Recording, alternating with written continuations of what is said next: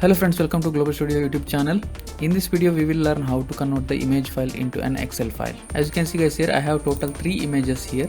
One is without lines, and the second one is with the lines, and the third one is also with lines. We will try the first image to convert into the Excel file so that we can cross check this image can be converted into an Excel file. If we are able to convert this image into an Excel file, then these tables can be easily converted into an Excel file. So then no need to check these images. So without any delay, let's jump into the video. And also note that this trick is only for the Excel program that is installed in Windows. In mobiles, we can directly convert the image file into an Excel file using the Excel app. First open any browser and search for image to Excel in Google. After opening this Google page, open the third link. As you can see here, NanoNets. Open this NanoNets link, go to the NanoNets page. As you can see here, you will get the option like upload PDF or image. We have the images, just drag and drop the image here and select the text and tables option and then click on convert to Excel. It's converting now, just wait for some time. As you can see, the image file is converted into Excel file and automatically downloaded into your folder. Open this Excel sheet. As you can see, our image is converted into Excel sheet. You can cross verify these values for any errors. I think there is some error here,